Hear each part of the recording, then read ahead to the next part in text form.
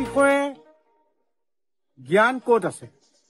আমাৰ অৰ্থকৰী শিক্ষাই জ্ঞানকৰী শিক্ষা নহয়তো। অৰ্থকৰী শিক্ষা থকা মানুহে সেইটো ডিচিশ্যনটো ল'ব পাৰে। মই কি কৰিছোঁ কি নকৰিছোঁ তাহাঁতেও গম নাপায়, পৃথিৱীৰ মানুহে গম পায়। সেইকাৰণে মই ভাবোঁ যি ভাবে তেওঁলোকে শিক্ষা জগতত তেওঁলোকে সিমান বিষয়ে জানে, তাতকৈ বেছি নাজানে। নজনাৰ কাৰণে ৰাস্তাটো হোৱা নাই, জনালটো কৰিলেহেঁতেন। সেইকাৰণে তেওঁলোকৰ মনোভাৱটো তেনেকুৱা। সেইকাৰণে মই কাকো বেয়া পাবলৈ নাই। তেওঁলোকৰ কাম তেওঁলোকে কৰক, মোৰ কামটো মই কৰোঁ।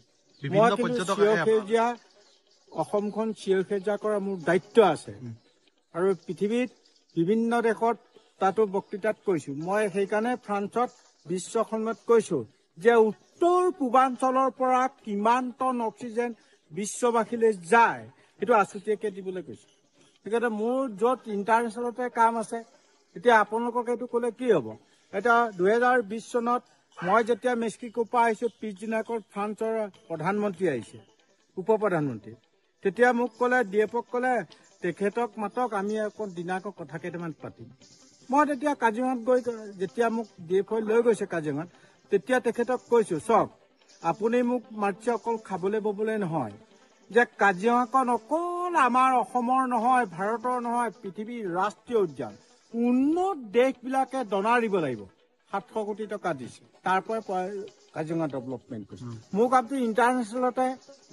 সেইকাৰণে মই তাৰ পৰা খুজি মাগি মোৰ ৰাস্তাটো কোনে বনায় কি নবনায় এইবোৰ মোৰ প্ৰয়োজন নহয়। অসম চৰকাৰে আপোনাক চিনি নাপায়? নাই, চিনি নাপায়। চিনি পোৱালে এইবোৰ নকৰে নহয়। পৰ্যটক আহে যে কৰ আহে? কৰ আহিব? পৃথিৱীৰ যিমান দেশ আছে তেওঁলোক আহে।